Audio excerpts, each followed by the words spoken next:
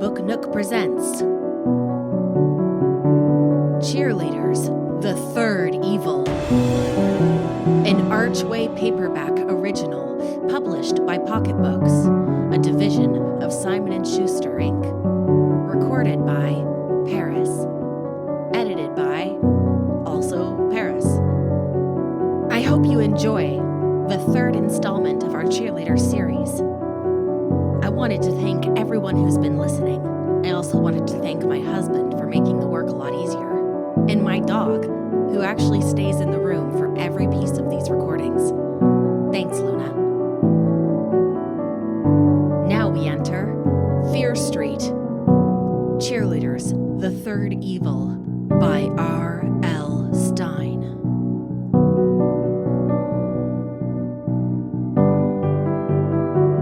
Part 1. Team Spirit. Chapter 1. In the Soup. Miss Green's whistle echoed off the high ceiling of the gym.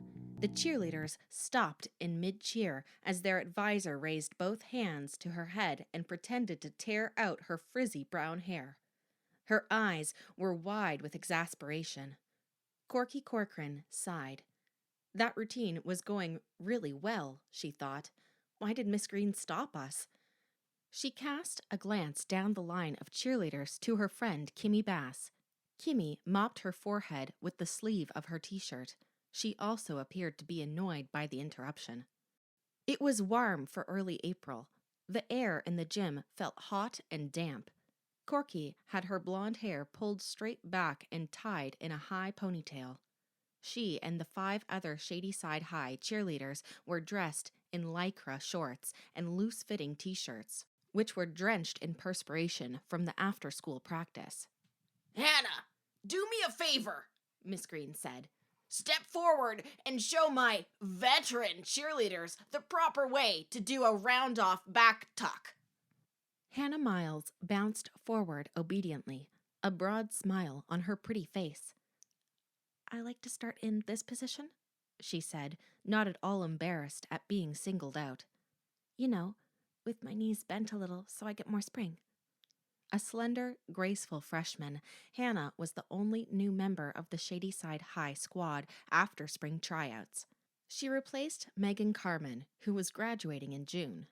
Hannah had long, straight black hair that she wore in a single thick braid to her waist and dark brown eyes that were constantly flashing with excitement. She performed her back tuck, flipping high off the floor and landing perfectly on both feet. Then, without a pause, she performed a second back tuck, just as stylish as the first. "How was that?" she asked innocently, straightening her t-shirt. "She thinks she's really great," Ronnie Mitchell whispered bitterly to Corky. "She is great," Corky whispered back. "Hannah's making us all look like clumsy elephants," Corky thought. She watched Hannah flash Kimmy a smile as she rejoined the line of girls. Kimmy and Deborah Kern were co-captains of the squad, and Hannah had started playing up to them, asking for advice and fishing for compliments. "We all know Hannah is good. Why does she have to show off all the time?" Corky wondered. Then she had to admit to herself, "I guess I'm a little jealous." At the beginning of the year, Corky and her sister Bobby had been the stars, the flashiest, most enthusiastic, and talented cheerleaders on the squad. But so much had happened since then. So much horror. Bobby was dead, and so was Corky's boyfriend, Chip. Both of them murdered by an ancient evil spirit. An evil spirit that had inhabited 2 of the cheerleaders. First, Jennifer Daly, poor Jennifer, also dead. Then, Kimmy. Corky had rescued Kimmy from the evil. Afterward, Corky thought she could push away the terrifying memories by throwing herself into her cheerleading, by making herself go on with her life. But sometimes it was hard to forget, hard to go on, and hard to be just one of the squad members. "I'm not even co-captain," Corky thought, glancing unhappily at Deborah. "I'm a better cheerleader than Deborah," she thought. "Everyone knows it. But before spring tryouts, Miss Green had explained her decision to Corky. Corky, I'm afraid you just don't need the pressure of being co-captain, she had said with genuine concern. I mean, after all that has happened. All that has happened. Corky shook her head, tossing her ponytail, trying to shake away her bitter thoughts. Deborah's my friend, she told herself. There's no point in being jealous of her. Corky, did you hear one word I said? Miss Green's husky voice broke into Corky's thoughts. Yes, of course, Corky lied, feeling her cheeks grow hot.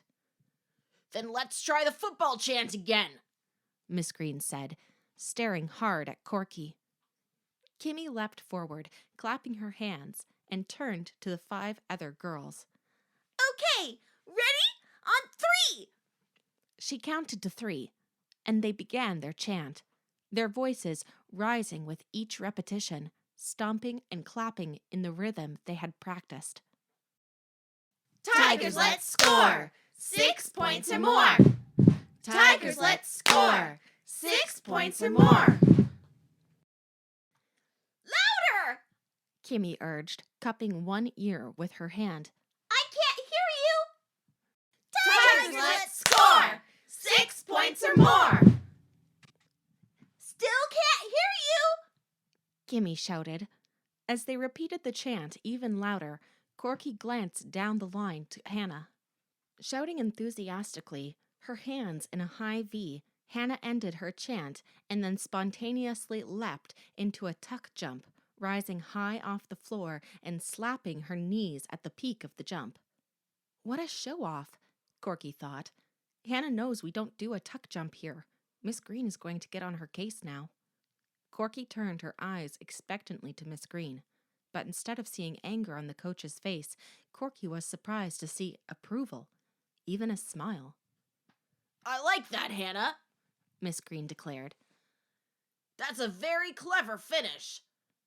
She turned to Kimmy. What do you say? Let's try it again, and everybody do a tuck jump at the end. I don't believe it, Ronnie muttered to Corky, shaking her head. I believe it, Corky replied dryly. Hannah, the wonder cheerleader, Ronnie said, under her breath. Corky laughed and looked down the row of girls. Heather Deal was leaning close to Deborah, whispering something in her ear. Kimmy flashed Corky a meaningful glance, then stepped forward, changing her expression of disapproval to a smile. She began the chant again.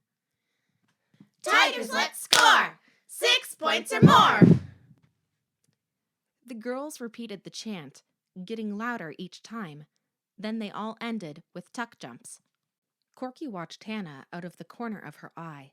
Her tuck jump was the highest of all. Her dark eyes sparkled and her face radiated enthusiasm as she landed gracefully, clapping her hands. That was great, she exclaimed. Can we do it again?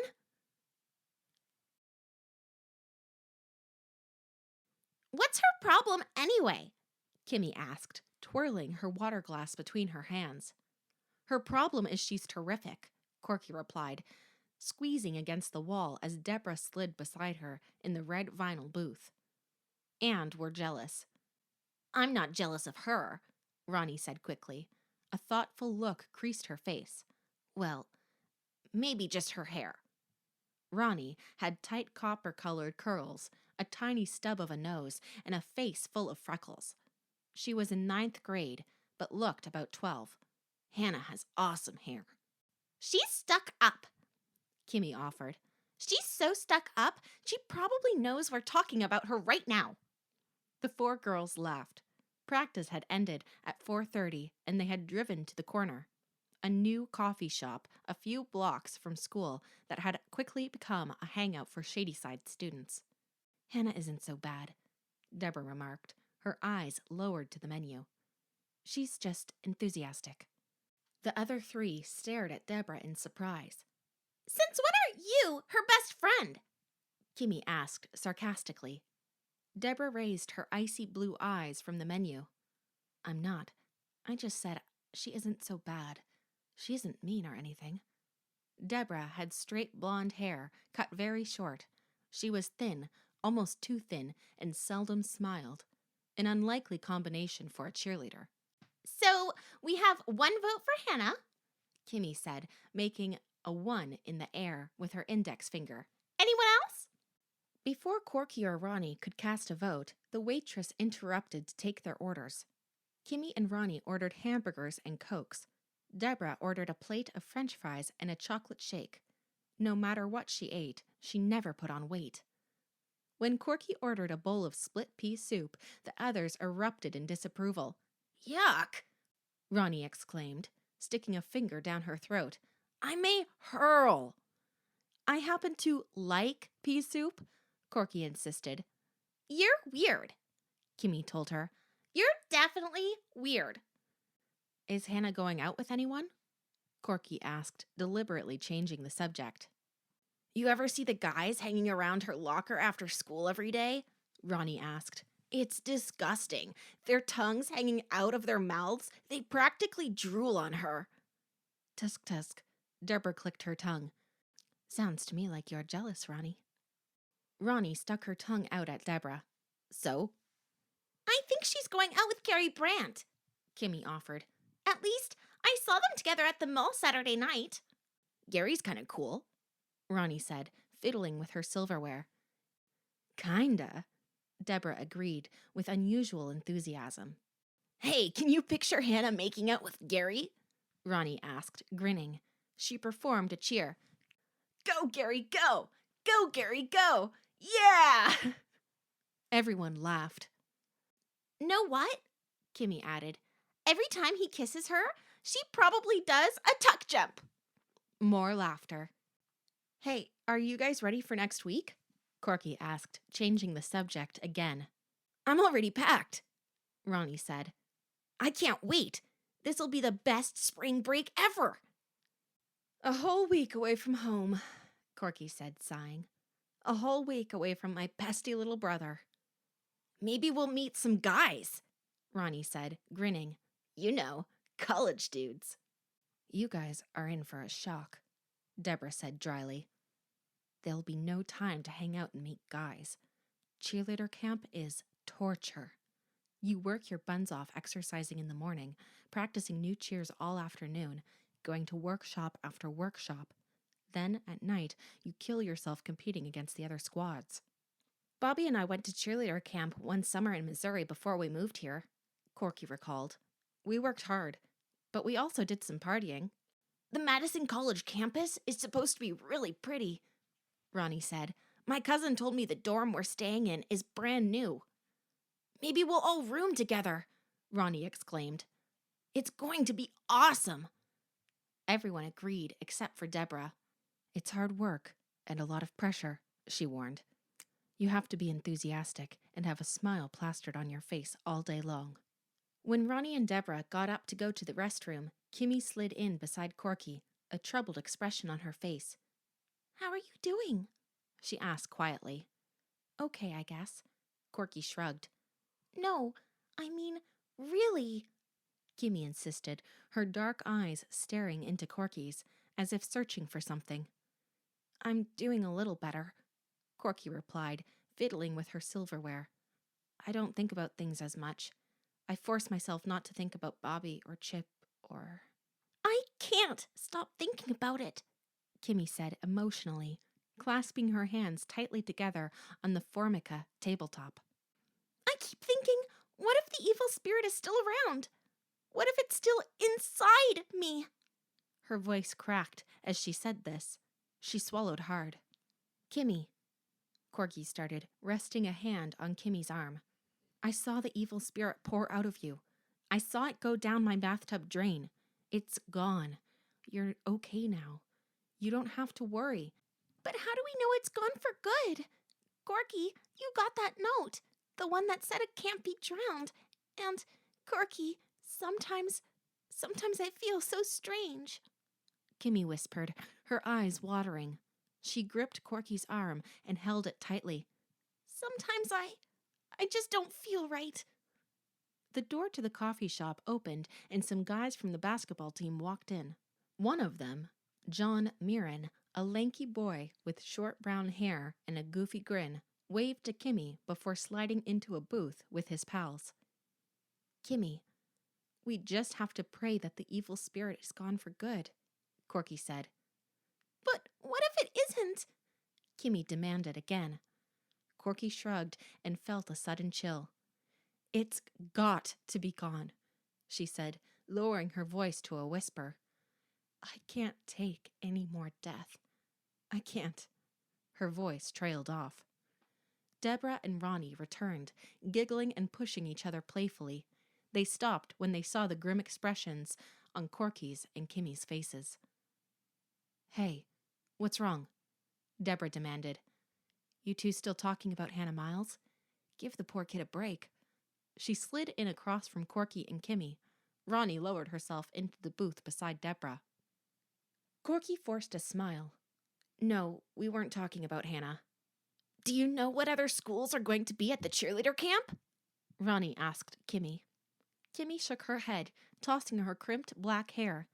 I think there's going to be a squad from Waynesbridge, and maybe the cheerleaders from Belvedere.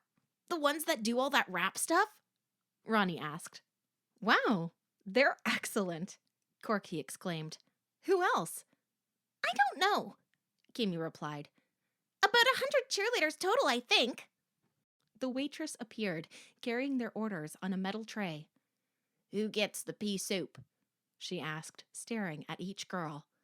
Making disgusted faces, all three of her companions pointed to Corky. Give me a break, Corky muttered. I had a craving for pea soup. What's the big deal? The waitress set the food down and left. John Mirren waved at you, Deborah said to Kimmy, squeezing the ketchup dispenser over her french fries. I saw him as I was leaving the ladies' room. So? Kimmy asked defensively. So, maybe he likes you, Deborah said. She put down the ketchup and reached for the salt. Kimmy shrugged. He's a funny guy, Ronnie said, around a mouthful of hamburger. He's a riot in the science lab. Were you there last week when he spilled the hydrochloric acid? That sounds hilarious, Deborah said sarcastically. You had to be there, Ronnie replied. The tomato slid out of her hamburger. She struggled to push it back in. Suddenly, Corky uttered a loud gasp. The others looked up from their food. Corky, what's wrong? Kimmy cried. Corky's eyes were wide with surprise. Look! She pointed down at her soup bowl. The other three turned their eyes to the bowl. The thick green soup appeared to be bubbling. Why is it doing that? Ronnie asked, leaning forward to get a better look. Oh! She cried out and pulled her head back as a gob of soup spurted up from the bowl. Hey! Corky cried in alarm. The thick soup was tossing in the bowl, rising up against the edges like green ocean waves, bubbling higher and higher. Gross! Yuck! It's alive! What's going on? Like a green volcano, the soup rose up and spurted high in a thick, bubbling wave. Hot and steamy, more and more of it made a green tidal wave that began to ooze over the table. Hey! Help! Get up, Kimmy! Let's go! The four girls scrambled from the booth as the steaming green liquid rose like a fountain to plop onto the table and then ooze quickly onto the floor. What's that? What's happening? Where are they going? Voices rang out through the small restaurant. Confused kids gaped as Corky and her friends lurched down the narrow aisle, pushed open the front door, and fled to the sidewalk. The evil, Corky managed to say, breathing hard, her heart thudding in her chest. It's back, she thought. The evil spirit is back. Their anguished faces revealed that all four girls realized it. The ancient evil spirit was back. It had been right at their table. Was it inhabiting one of them? Possessing one of them? Corky stared from face to face. Which one? She wondered. Which one? Chapter 2. A Corpse. Corky glanced out at the crooked rows of gray stones in the Fear Street Cemetery. I still miss her, she told Kimmy, her voice breaking with emotion. I still think about Bobby all the time. Kimmy shivered despite the heat of the late afternoon. She shielded her eyes against the lowering sun with one hand, her gaze following Corky's up the sloping hill of the old cemetery. Deborah and Ronnie had driven straight home, eager to get away from the restaurant, eager to get away from the evil that had erupted in front of them. Kimmy had driven Corky home, to her house on Fear Street, but when they'd gotten there, neither wanted to be alone. They went out for a walk and ended up just a block beyond the house at the cemetery. The cemetery where Corky's sister, Bobby, was buried. Where Corky's boyfriend, Chip, was buried. Both victims of the ancient evil that was still alive and refused to die. Come on, Kimmy urged, tugging on the sleeve of Corky's t-shirt. With a sigh, Corky turned away from the cemetery and began walking slowly back along the narrow, cracked sidewalk toward her house. That was so disgusting, she exclaimed, shaking her head. All that hot green slime bubbling over everything. I'll never eat pea soup again. Shadows from the old trees overhead danced on them as they made their way slowly past the graveyard. The air suddenly grew cooler. The spirit was warning us, Kimmy said softly, telling us that it's still here. She stopped beside her car and uttered a loud sob. Oh, Corky, what if it's still inside me? Corky turned quickly, her features tight with fear, and hugged her friend. It can't be, she whispered soothingly. It can't be. It can't be. But how do I know? Kimmy asked and pulled away from Corky. Her round cheeks were pink and glistening with tears. Her crimped black hair was in disarray. Her dark eyes, locked on Corky, revealed her terror. I watched it leave you, Corky said, trying to calm her friend. I watched it pour out. I don't remember any of it, Kimmy admitted. All those weeks? That whole part of my life? I don't remember a thing. It's as if I wasn't there. But now you're you again, Corky insisted. Now you feel like you, right? Shadows washed over Kimmy's face. Her expression grew thoughtful.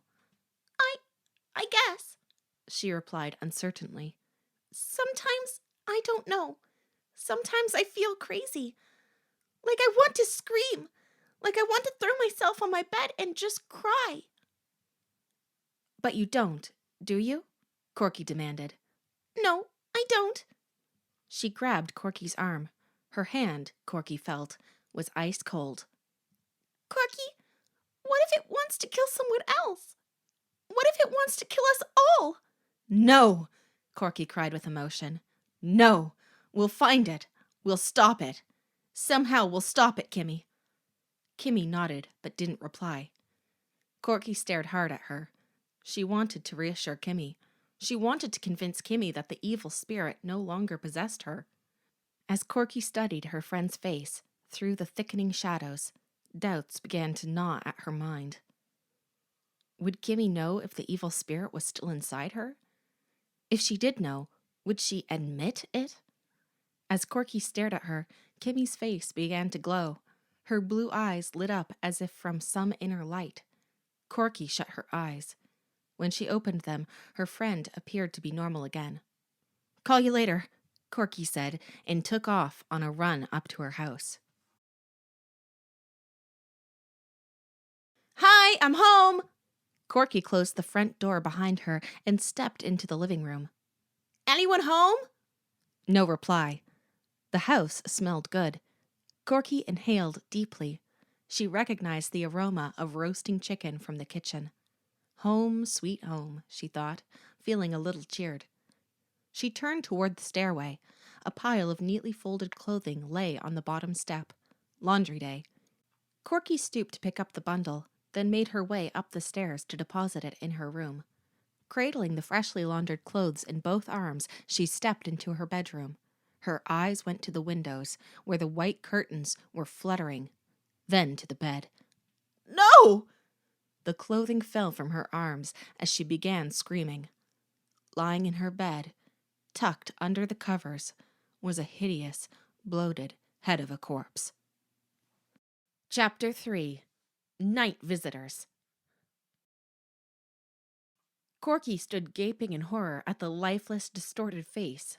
She didn't see the closet door swing open. April Fool! Her little brother, Sean, leapt out and began laughing uproariously. Sean! He slapped his knee, then dropped to the floor and began rolling on the carpet, uttering high-pitched hysterical peals of laughter. April Fool! April Fool! Sean, you're not funny! Corky cried angrily. She swung her arm, playfully trying to slug him, but he rolled out of her reach, still laughing. Stop it! Corky snapped. Really, Sean! You're not funny! You're just dumb! Stepping over the clothing she'd dropped, Corky strode over to the bed. How could I have fallen for this? She asked herself. The stupid head doesn't even look real. It's all green and lumpy, and it has only one ear. Gotcha! Sean taunted, getting the most of his victory. I only pretended to be scared, Corky told him, turning away from the bed. Yeah, sure, he exclaimed sarcastically. I gotcha, Corky! He climbed to his feet, ran to the bed, and grabbed up the head in 2 hands. Think fast! He heaved it at her. Corky stumbled backward, but caught it. Cool, huh? Sean asked, grinning. I made it myself, out of paper mache, in art class. Corky turned it in her hands, examining it, a frown on her face. What kind of grade did you get for this mess? She demanded. An F? We don't get grades in art, stupid, Sean replied. Don't call me names, Corky snapped. I didn't. I just said you were stupid. She tossed the disgusting head back to him. Watch out. I'm going to pay you back, she warned playfully. It's my turn next. Ooh, I'm scared. I'm so scared, he said sarcastically. She hurried over to him, and before he could escape, reached up with both hands and messed up his blonde hair. He punched her hard in the shoulder. Then they went down to dinner. That night, with a full moon casting a wash of shimmering, pale blue light into the room, Bobby floated through Corky's bedroom window. Corky watched her sister hover over her bed, her long blonde hair glowing in the pale light, floating around and above her in slow motion as if underwater. I'm dreaming, Corky thought. But Bobby seemed so real, so alive. Bobby's blue eyes opened wide. She stared down at Corky, her arms undulating slowly as if she were treading water. She wore a long, loose-fitting gown, like a nightgown, sheer and shimmering in the pale light filtering through the open window. Bobby, what are you doing here? Corky asked in the dream. Bobby's dark lips moved, but no sound came out. Bobby, why do you look so sad? Corky asked. Again, Bobby's dark lips moved, dark blue lips reflecting the cold, cold moonlight. Her hair billowed slowly around her head. Corky sat straight up and reached out toward her sister, but Bobby floated just out of reach. I can't touch you, Corky cried, her voice breaking with emotion. She leaned forward, stretching, reaching as high as she could. Still, Bobby floated inches away. The blue light swirled around them, becoming a whirlwind, silent and cold. Bobby, what do you want? Corky demanded. Tell me, please. Bobby, her lips moving, locked her cold blue eyes on Corky. She seemed intent on telling Corky something, but Corky couldn't hear her, couldn't read her lips, couldn't understand. Why are you here? Corky pleaded. What are you trying to tell me? Bobby floated lower toward her sister. The blue light continued to swirl around them, closing them in, shutting out the rest of the room. You look so sad, Bobby. So sad, Corky said, feeling her breath catch, ready to cry. Tell me, please, tell me why you're here. Without warning, without displaying any emotion, Bobby reached up and grabbed her own hair. She tugged hard. The hair lifted up, removing the top of Bobby's head with it. Oh, no! Corky shrieked in surprise. Bobby remained silent, holding the top of her head by the hair, gesturing with her other hand. Bobby, what are you doing? Corky cried, frozen in place, too horrified to watch, too curious to turn away. Bobby bent down and floated even closer. Closer. Corky peered up into her sister's open skull. What is it, Bobby? What are you showing me? Corky stared inside Bobby's head and gasped. In the darkness, the inside of Bobby's skull appeared to pulsate and throb. But Corky's eyes adjusted quickly to the pale light, and she saw what was moving in there.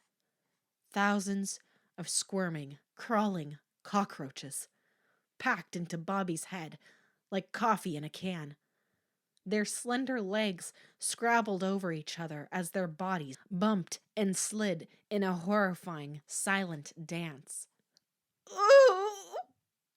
Corky woke up, choking. She struggled to catch her breath. Bobby? Her sister had vanished. The blue light was gone, replaced by ordinary white moonlight. Her nightshirt, Corky realized, was drenched with sweat. Her whole body trembled, chilled and hot at the same time. What's going on? She wondered aloud, blinking hard, trying to clear her head. I haven't dreamed about Bobby in weeks and weeks. She waited for the trembling to stop. Then, deciding to get a glass of water, she lowered her feet to the floor and stepped on something warm, something crackly, something moving. Oh! Corky jumped. Something crunched under her foot. Something crawled over her toes. She stared down. No! Oh, no! Cockroaches. Thousands of silent cockroaches scuttling over the floor, over one another, climbing over her feet, starting up her legs. Their bodies glistened dark blue in the moonlight as they swam silently over the floor, an undulating, bobbing, throbbing carpet of cockroaches. Chapter 4. Burned. Help me! Kicking furiously, trying to force the prickly cockroaches off her feet, Corky stumbled to her door. Mom! Dad! Please!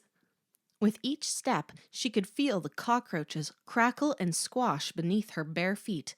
Nausea swept over her. Help me! Bending to brush the glistening insects off her legs, she burst out of her room into the dark coolness of the narrow hallway. Mom! Dad! Hey, what's going on? Mr. Corcoran appeared down the hall in his bedroom doorway, wearing only pajama bottoms, rubbing his eyes, looking like a bear coming out of hibernation.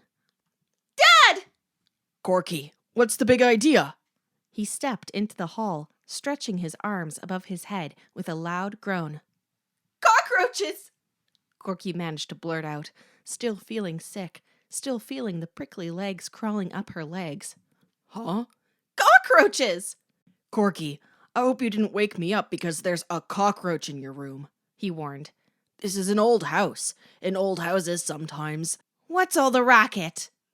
Mrs. Corcoran interrupted, appearing suddenly behind her husband, brushing her blonde hair back off her forehead.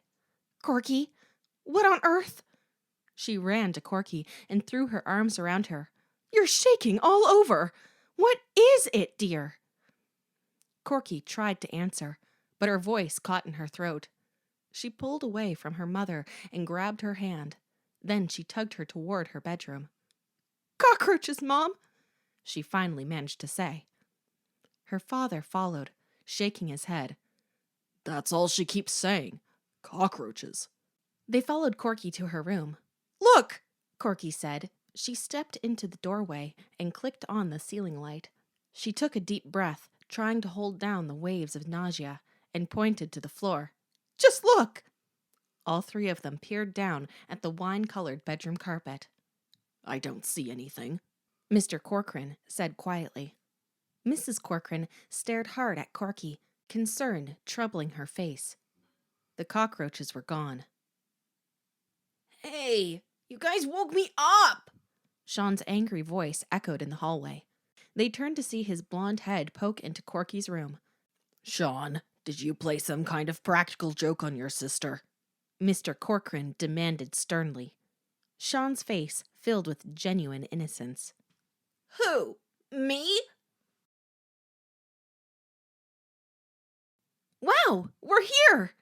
Corky exclaimed, staring out the bus window as it bumped through the small campus of Madison College, where the cheerleader camp was being held. The ride from Shadyside had been nearly an hour, and the girls had laughed and joked and sung the whole way. It's perfect, Hannah declared excitedly. All the brick buildings covered with ivy, like a movie set. But where is everyone? Deborah asked, leaning over Corky to see out the window. Spring break! Kimmy told her from the front seat. You mean no guys? Ronnie cried. She looked so devastated. Everyone laughed. Simmons, the young blonde bus driver, pointed out the large, domed gymnasium, then drove to a tall brick dormitory about a block from it. As the bus pulled to a stop, a young woman, a cheerleader camp employee, hurried out to greet the girls and give them their room numbers. A few minutes later, Corky, Kimmy, and Deborah found themselves in their assigned room. A large picture window overlooked the campus. The walls were lime green, the low ceiling bright yellow. 2 small desks were pushed back to back in the middle of the room. A third desk stood against one wall between 2 low dressers. Over one of the dressers, someone had tacked up a poster of U2. I claim this bed, Deborah declared, tossing her backpack onto the narrow bed in front of the window. I have to have a window. Corky spotted the bunk bed on the opposite wall. Do you want the top or the bottom? She asked Kimmy. Kimmy shrugged. Top, I guess. The campus is so much bigger than I thought, Deborah said, staring out the window at the green quadrangle, a grassy square surrounded by brick classroom buildings and other dorms. What a shame there's no one here. Just cheerleaders, Kimmy said. Dozens and dozens of cheerleaders. She opened her suitcase and began to unpack, unfolding tops and sweatsuits and balled-up socks, and jammed them into the top drawer of the low maple dresser beside the bunk bed. Corky laughed and pointed. You sure you brought enough socks? Kimmy's cheeks turned pink. She brushed a strand of hair off her forehead. My feet sweat a lot. She glanced up at Corky. Some of us don't like to wear the same socks for a month, she teased. She pulled a worn brown teddy bear from the suitcase and tossed it on the top bunk. Oh, wow, Deborah exclaimed from across the room. Kimmy, don't tell me you still sleep with your teddy bear. Even my little brother gave up his teddy bear, Corky teased. But your bear is really cute. Kimmy's cheeks burned even redder. I don't need it to sleep with. I just take it places. It's sort of a good luck thing. I guess we can use some good luck, Deborah said wistfully. Her comment brought a chill to the room. Everyone became silent. Deborah, her arms crossed over her chest, continued to stare out the window, her suitcase still unopened. Corky knew they were all thinking about the evil spirit. Had it followed them to camp? Was it in the room with them now, hiding inside one of them? Without realizing it, Corky stared hard at Kimmy. Kimmy seemed so nervous. She'd been so tense on the bus that brought them from Shadyside that she hadn't joined in on the songs or any of the kidding around. Sitting next to Deborah in the back of the small bus, Corky had confided her dream. She told Deborah about Bobby pulling off the top of her head, about the cockroaches inside, and the cockroaches she thought she saw on her bedroom floor. She knew that Deborah wouldn't laugh at her. Ever since the evil spirit had been revealed the previous fall, Deborah had become obsessed with the occult, with ancient superstitions and spirits. She had begun wearing a crystal on a pendant around her neck, a crystal that she believed had special powers.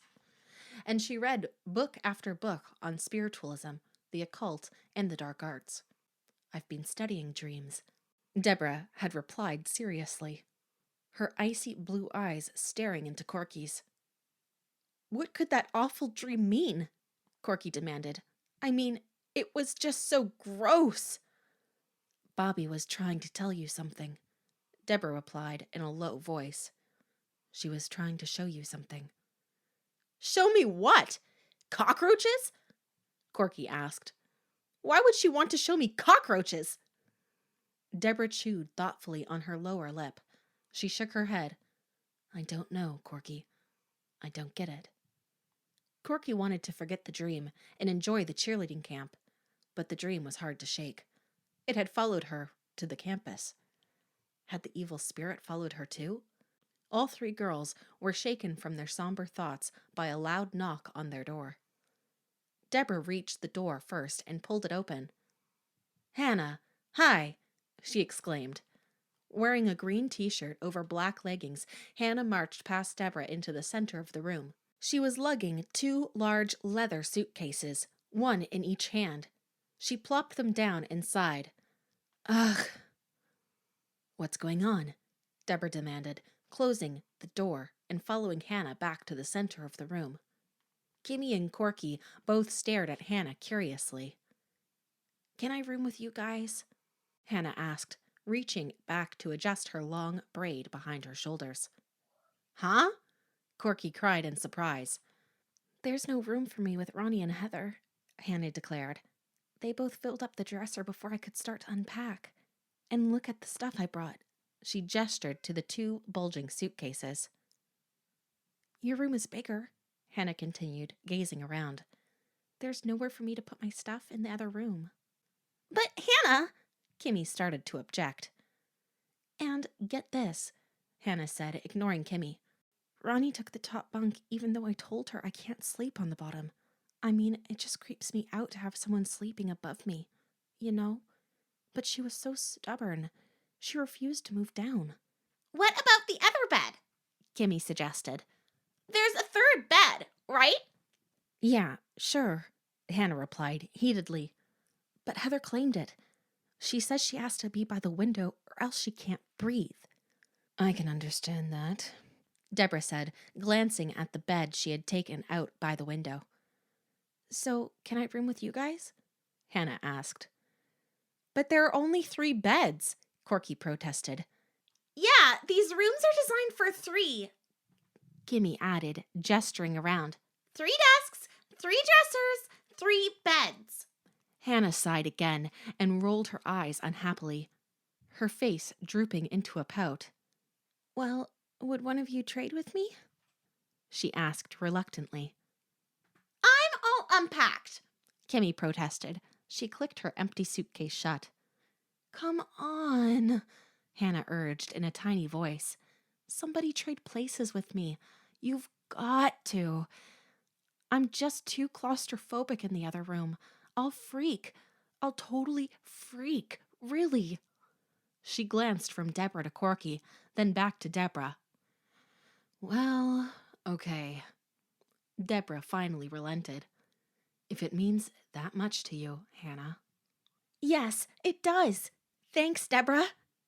Hannah cried, and to Deborah's surprise, Hannah rushed over, threw her arms around Deborah, and hugged her. "You're a real pal," she squealed. "No big deal," Deborah said, casting an uncomfortable glance at Corky. She started to collect her things. Hannah dragged her suitcases over to Deborah's bed by the window. "Hey, we're going to be late," Kimmy cried, glancing at her watch. "We're supposed to be in the gym at 2 o'clock." "See you down there," Deborah called. The door slammed behind her. "Where's the gym?" Hannah asked, opening one of her suitcases and starting to unpack. It's that big gray building with the dome. Remember? We passed it on our way here. Corky told her. I'll never get unpacked in time, Hannah said. She turned to Kimmy. Which dresser is mine? Kimmy pointed. You've got to hurry! We get points taken off for being late! Even for practice? That isn't fair, Hannah protested. Do we have to be in our uniforms? Not for practice, Kimmy said. Only at night for the competitions. We're going to win every night, Hannah declared. I just know it. That's the spirit, Corky said dryly. Corky, would you do me a big favor? Hannah asked, unfolding a pair of jeans from the suitcase, the third pair she'd pulled out. Why did she bring so many jeans? Corky wondered. Why did she bring 2 suitcases for a 1-week stay? Sure, what? She asked Hannah. Would you run me a hot bath? The request caught Corky by surprise. What did you say? Would you run a tub for me? I feel so grimy after that long bus ride, but I've got to get this stuff unpacked, and I don't want to be late. Please? Corky glanced at Kimmy. Kimmy made a funny face, crossing her eyes. Yeah, sure, Corky told Hannah. She started toward the bathroom in the corner. You're a pal, Hannah said, pulling 2 pairs of denim cutoffs from her suitcase. I don't believe her nerve, Corky thought angrily. She really thinks she's a princess or something. Corky pushed back the white plastic shower curtain, then bent down to turn on the water. First, Hannah complains that the other room is too small for her, Corky thought, getting even more annoyed. Then she orders me around like I'm a servant. It's really unbelievable. She put her hand under the faucet to gauge the water temperature, then turned the knob to make it a little warmer. Okay, it's going, she told Hannah, returning to the main room. Thanks, Hannah muttered distractedly. She was arranging her makeup and other cosmetics on the dresser top. We'd better hurry, Corky said to Kimmy. She walked to the mirror and pulled a hairbrush back through her straight blonde hair. You ready? In a sec, Kimmy replied. She disappeared into the bathroom, closing the door behind her. I guess we'll meet you in the gym, Corky told Hannah. Yeah, fine, Hannah said, starting to unpack her second suitcase. Kimmy emerged from the bathroom. Don't take too long, she warned Hannah. Corky followed Kimmy out to the hallway. She closed the door behind her. She heard the latch click as Hannah locked the door from the inside. Do you believe, Hannah? Corky asked as they started to walk toward the elevator. Kimmy stopped short. Oh no! I forgot the pom-poms! Miss Green said she was counting on me to remember them! They both turned and made their way back to the room. That was a close call, Kimmy said. Kimmy reached for the doorknob, but her hand stopped in midair as a scream rang out. Both girls froze. Another high-pitched shriek. It was Hannah, Corky realized at once. Hannah inside the room, screaming in horror. Chapter 5. I could just murder her! Corky fumbled in her bag for the room key. Kimmy pounded furiously on the door. Hannah! What's wrong? Hannah! Her hand trembling, Corky finally jammed the key into the lock and pushed the door open. As she and Kimmy hurtled into the room, Hannah came running out of the bathroom, a large maroon bath towel wrapped around her. Dripping water, she pointed an accusing finger at Corky, her eyes wide with anger. How could you? She shrieked in a shrill, high-pitched voice. How could you? Hannah? What happened? Corky demanded, gaping at her, bewildered. What happened? Kimmy repeated, right behind Corky. How could you? How could you? Hannah repeated frantically. You tried to scald me. Huh? Both Corky and Kimmy cried in unison. The water, it was so hot. I didn't know. I stepped right in. I trusted you.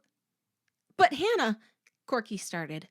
Look at my legs, Hannah screamed. Look! She lifted the towel to give the other 2 girls a better view. You tried to scald me, she repeated. Corky lowered her eyes to Hannah's legs. Still dripping wet, both legs were bright red from the feet nearly up to the knees. "But that's impossible! I tested the water!" Corky protested. Hannah glared furiously at Corky. "That's just so mean! I don't," she sputtered. "The water probably started coming in hotter after Corky left," Kimmy said, coming to Corky's defense.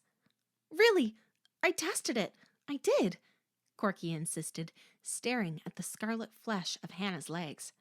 Hannah pulled the towel around herself more tightly. She didn't reply. "I wouldn't deliberately hurt you," Corky muttered. "Should we get you to a nurse or something?" Kimmy asked. Hannah shook her head. "They're starting to feel better. I was just shocked, that's all." "I'm really sorry," Corky said. "But I know the water was okay when I left it." Hannah shrugged. "Okay, guess I overreacted." "You sure you're okay?"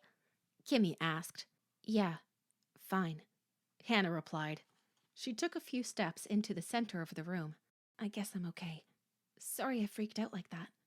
She turned and disappeared back into the bathroom. "See you at the gym!" Kimmy called. "We'll explain to Miss Green why you're late." Corky's mouth dropped open in a silent gasp as her sister suddenly flashed into her mind. Bobby had died because of scalding hot shower water. Corky remembered. "I really did test the water," Corky muttered, more to herself than to Kimmy. Kimmy picked up the carton of pom-poms. Then they headed out the door. "Weird," Kimmy muttered, shaking her head as they walked quickly down the long corridor to the elevators. "Weird." "It sure is," Corky thought. And then she remembered that Kimmy had gone into the bathroom while the water was still running. "That's right," Corky told herself. "Just before we left the room, Kimmy went into the bathroom." She glanced at Kimmy as the elevators came into view. Kimmy stared straight ahead, her face expressionless, revealing no emotion. Did Kimmy go into the bathroom and turn the hot water up? Corky wondered. Did Kimmy try to scold Hannah? "Hey, America! The time is here! Shadyside, stand up and cheer! Here we come! We want the world to know! Shadyside is the hit of the show!" Cheering loudly, the 6 Shadyside cheerleaders ended the routine with synchronized back handsprings. "Ow!" Ronnie cried out, losing her balance and landing hard on her arm. Miss Green blew her whistle as the other squad members clustered around Ronnie. Kimmy and Deborah helped her to her feet. "I'm okay," Ronnie insisted. "Really, I'm okay." She tested her shoulder, rotating her arm like an airplane propeller. "It feels okay." "Then let's try the routine again," Miss Green said briskly. She glanced at the sidelines, where one of the camp officials was scribbling notes rapidly on her clipboard. Miss Green blew her whistle again. Whistles were blowing all over the enormous gym. Cheerleading squads from 15 different schools were shouting, dancing, leaping. Sneakers squeaked and thudded on the polished floor. Songs echoed off the tile walls. "What an amazing sound," Corky thought. "I'll bet it doesn't sound like this anywhere else in the world." A few feet away, the cheerleaders of the Redwood Bulldogs were practicing roll-ups into partner pyramids. Their blue and gold uniforms, which they wore even though uniforms weren't required, looked fresh and new. "Look at that girl! Their captain!" Corky said to Kimmy, practically having to shout in her ear to be heard. She pointed to a cheerleader with beautiful, long red hair. "She's really awesome!" "I know her!" Kimmy exclaimed. "She used to go to my Sunday school. Her name is Blair O'Connell. She is awesome, and she knows it." They watched Blair perform an astonishing cartwheel, then flip herself effortlessly up onto her partner's shoulders, her red hair flying like a victory pennant. "Wow," Corky said, shaking her head in admiration. "She is really outstanding." "We can beat her," Hannah cried, suddenly appearing behind Corky and Kimmy. We'll just have to work harder, that's all. Come on, everybody, Hannah shouted, clapping her hands. Let's show the Bulldogs they're not so hot. Hannah acts as if she's the captain, Corky thought scornfully. But she found herself caught up by Hannah's enthusiasm anyway. Clearing her mind of all unpleasant thoughts, Corky threw herself wholeheartedly into the routine. Hey, America! The time is here! Shadyside, stand up and cheer!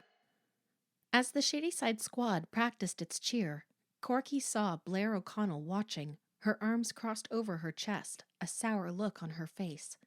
As the routine ended and Ronnie again mistimed her backflip and fell, Corky saw Blair laugh gleefully as she pointed Ronnie out to one of the other Bulldog cheerleaders. Kimmy stepped up beside Corky. She had obviously been watching Blair too. I never liked her, she said in Corky's ear. She's so stuck up. She's disgusting. But what a figure, Corky exclaimed. She's so tall and look at that tiny waist and... Miss Green's angry voice interrupted their conversation. We're not here as spectators, she scolded. Let's start again. Ronnie, are you going to land on your feet or your butt this time? Ronnie blushed. Her upper lip glistened with perspiration. She tugged at her curly copper-colored hair and uttered a cry of exasperation. I'll get it this time, she promised. Let's go, let's go, let's go! Hannah cried, jumping up and down and clapping. She's the cheerleader's cheerleader, Corky thought sarcastically. Her eyes went from Hannah to Blair. Two of a kind, Corky thought bitterly. Except that Blair is more talented. Corky lined up with the others to begin the routine again.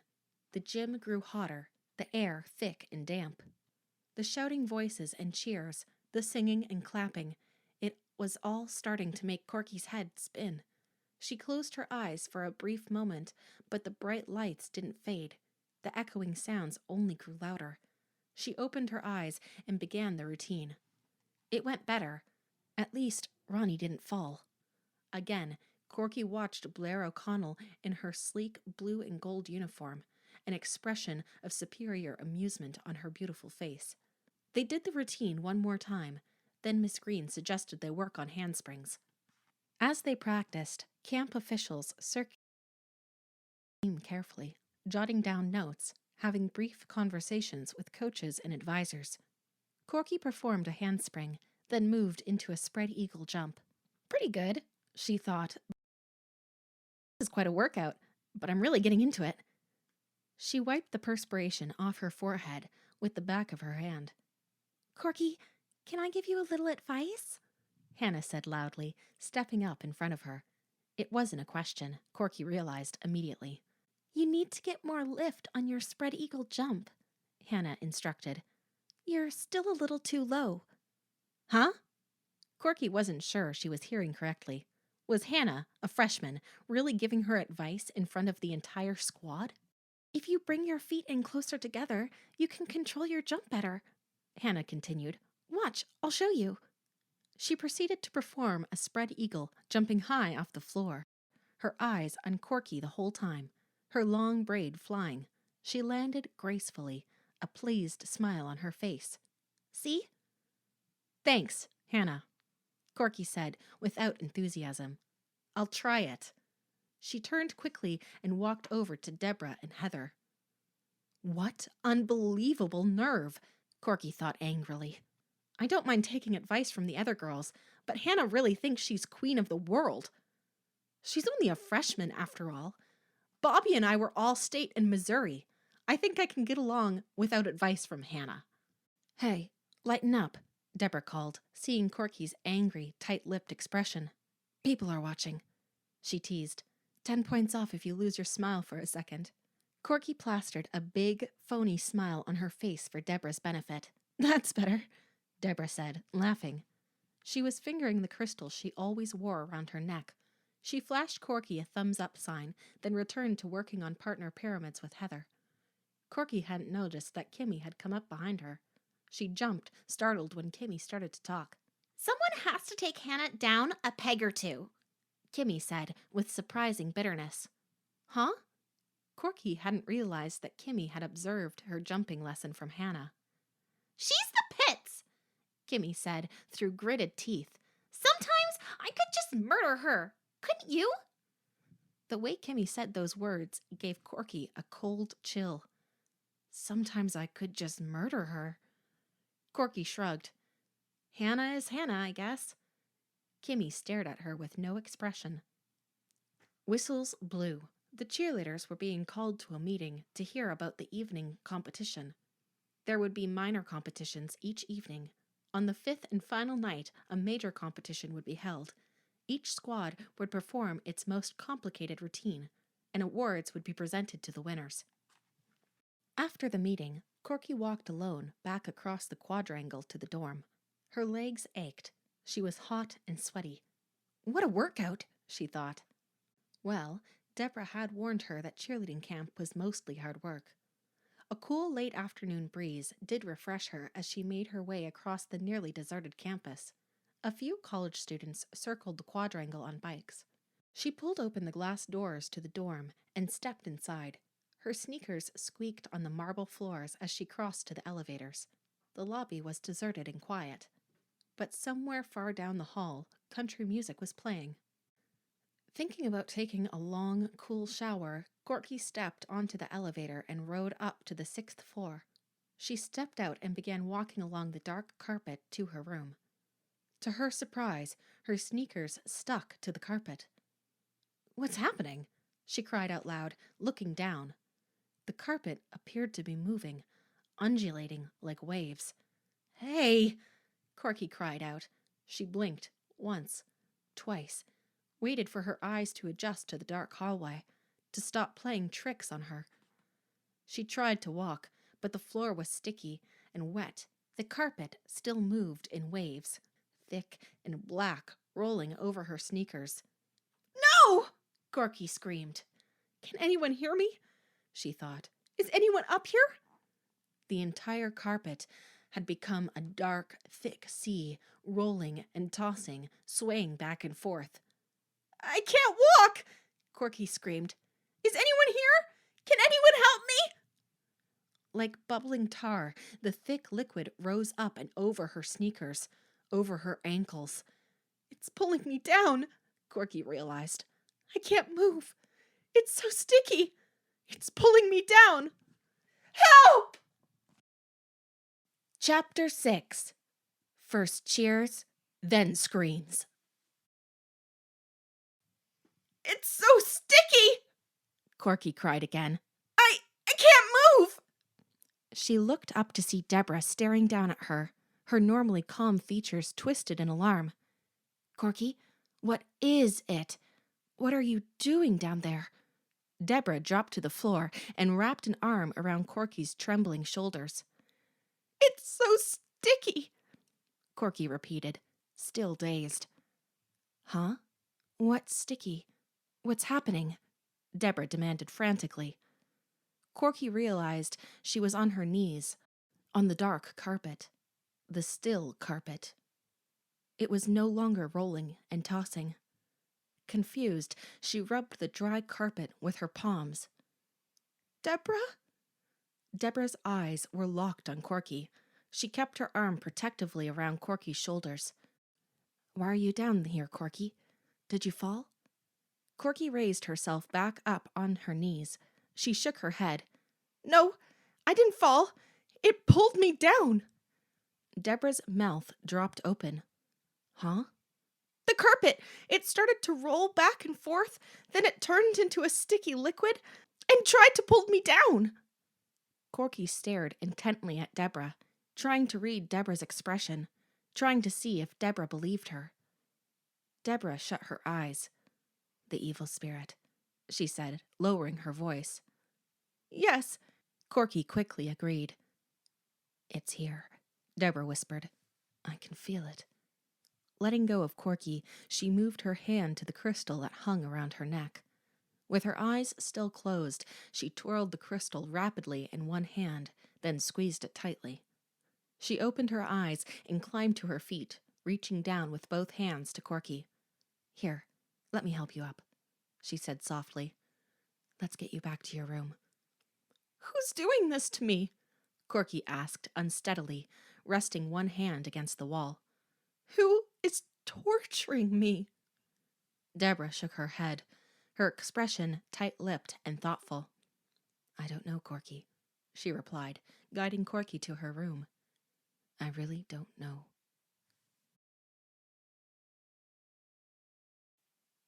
The Bulldogs won the evening competition easily.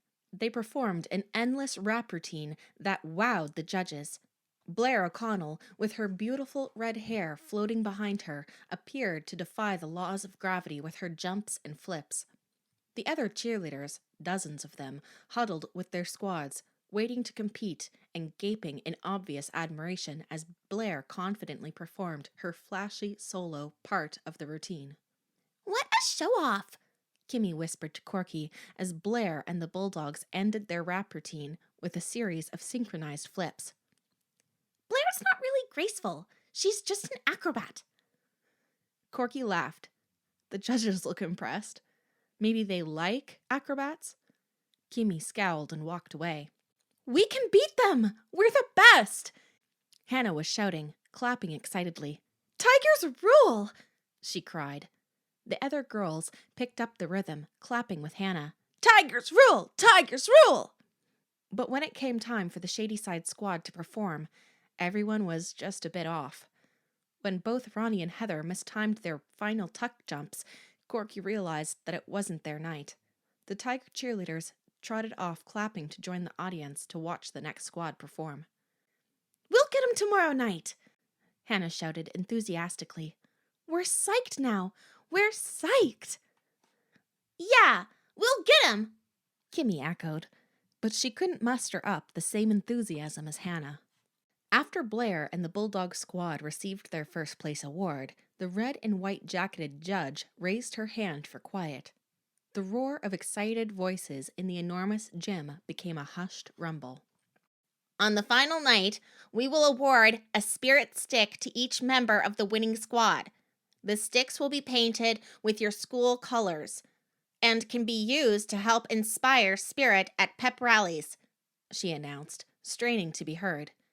But on every other night, we'll award a red spirit ribbon to the most spirited cheerleader on each squad.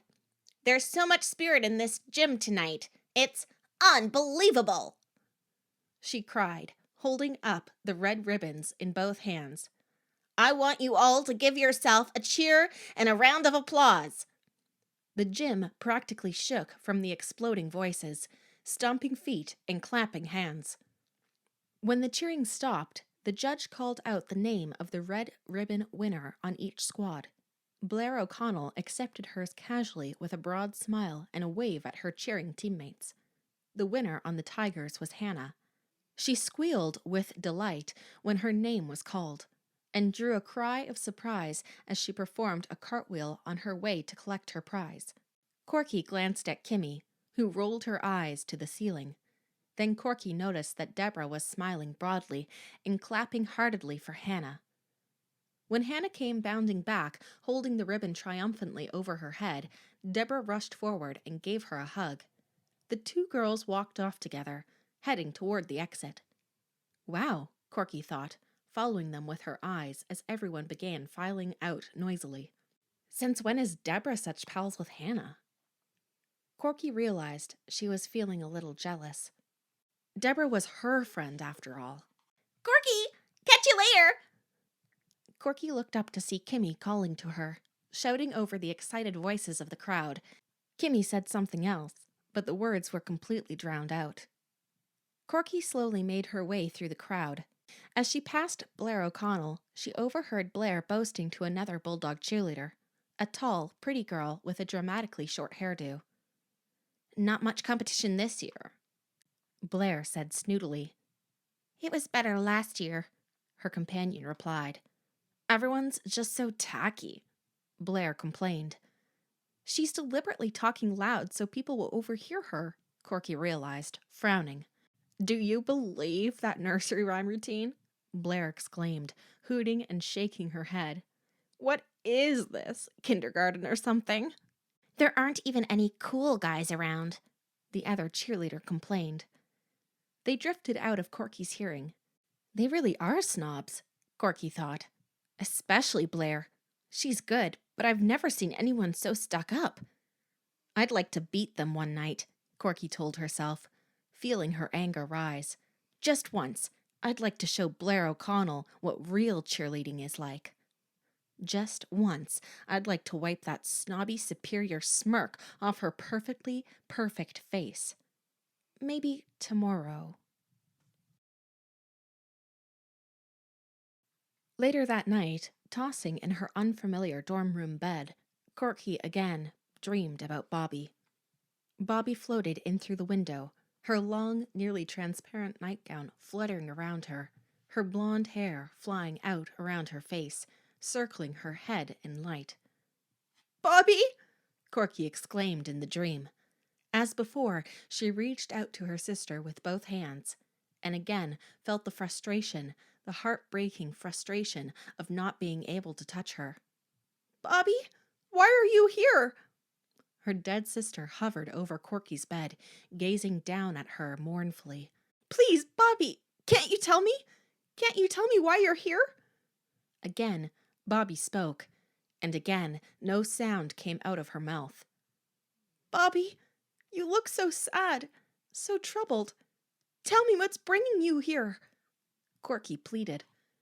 Bobby descended until she was just inches above the bed, staring down at Corky with mournful eyes. And then, as in the previous dream, she grabbed her hair with both hands and tugged hard. Her scalp pulled off, taking with it the top of her skull. Holding her scalp to one side, she leaned down so that Corky could see inside her head. "No!" Corky didn't want to look. "Bobby, please, don't make me!" She shut her eyes tightly, but couldn't keep them shut. Corky couldn't help herself.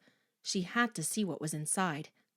Peering into Bobby's open skull, she saw snakes, brown snakes, slithering over one another, hissing and rattling, snapping their venomous jaws. Snakes rose up, lifting their slender triangular heads out over Bobby's skull. Snakes poured down Bobby's ears, slid down the back of her neck. Hissing louder and louder, the snakes stared down menacingly at Corky with their flat, black eyes. Corky snapped awake in the heavy gray light of the morning. She bolted upright in bed, her heart pounding like a drum. She heard hideous screams. "It's me! I'm screaming! Because of my dream!" she thought. "I'm screaming and I can't stop!" Blinking hard to gaze through the dim light at the unfamiliar room, it took Corky several seconds to realize that she wasn't the one screaming. The horrifying cries were coming from Hannah. Chapter 7. A Bad Cut. "Hannah, what is it?" Hannah's high-pitched shrieks continued. Kimmy slid down from her top bunk just before Corky leapt out of her bunk. In the pale morning light, washing in around the curtains, Corky could see Hannah sitting on her bed, her head bent forward. As Corky moved closer, still half in her dream about Bobby, almost expecting the floor to writhe with snakes, she saw that Hannah had both hands at the nape of her neck. "Hannah, what's wrong?" Hannah screamed again, staring at something on her lap. "Are you dreaming?" Kimmy demanded. "My hair!" Hannah screamed. "Huh?" "My hair! My hair! My hair!" Corky reached up and turned on the bedside lamp. She and Kimmy both cried out when they saw what was in Hannah's lap. It was her braid. "My hair! My hair! My hair!" Hannah shrieked, covering her face with her hands. "But how?" Corky started. Kimmy stared down at the braid in open-mouthed horror. It was cut!" she stammered. Hannah sobbed loudly into her hands. "But who did it?" Corky cried, staring at Kimmy. "You and I are the only ones who—" Her voice trailed off. She couldn't finish her sentence. Suddenly, Hannah grabbed the braid in one hand and thrust it up accusingly at Corky and Kimmy. "One of you did this to me," the girl said in a low, trembling voice. Tears ran down her cheeks as her entire body convulsed in an angry tremor. She recovered quickly and jumped to her feet, holding the braid high, forcing Corky and Kimmy to step back. "Who?" she demanded, her horror giving way to fury. "Who? Who? Who?" she repeated, pushing the braid first in Corky's face, then in Kimmy's. "No!" Corky cried. "I didn't! I wouldn't!" "I didn't!" Kimmy also protested, glancing at Corky. "Who?" Hannah repeated, sobbing. "Who? Who? It was one of you! It had to be! First the scalding bath, now this!" "We didn't do it!" Corky cried. "You've got to believe us, Hannah!" She reached for Hannah's shoulders, intending to comfort her, but Hannah recoiled violently, her face twisting in anger. "Why would we do such a horrible thing?" Kimmy asked. "Why?" "Because you're jealous of me!" Hannah snapped back. She held up the black braid. It looked like a small, dead animal in her hand. "Hannah, you're both jealous of me," Hannah said, lowering her voice. She wiped the tears from her cheeks with her free hand. "You know I'm the best cheerleader at Shadyside. You know you can't compare." "Hey, that's not fair!" Kimmy snapped. "We're all good." Corky could see Kimmy's anger building. Her muscles tightened, her hands balled into fists at her sides. "You're new on the squad, Hannah," Kimmy said heatedly. Her cheeks were bright red. Even in the morning light, her chest heaved and she was breathing hard. "You don't know us very well, and I'm sorry to say it because I know you're really upset, but you don't know as much as you think you do." Hannah's eyes flared. "I know one thing for sure," she said through gritted teeth, lowering her voice. "I know one thing. You want me out. You want me off the squad, so you think you can scare me." "It's not true," Corky insisted shrilly. "Well, I'm not quitting," Hannah declared, ignoring Kimmy and Corky. No way you're frightening me off the squad." She stormed to the dresser and deposited the dark braid carefully on the dresser top.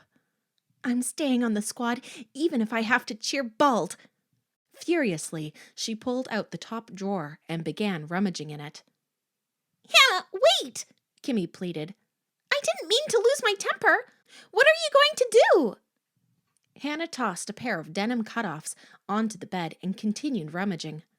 "I'm going to get dressed," she answered, her voice tight. She glanced at her wristwatch, which lay beside the sad-looking braid on the dresser top. "It's almost breakfast time. I'm going to get dressed. Then I'm going to show Miss Green what you did to me." "But Hannah," Corky started. "Shut up!"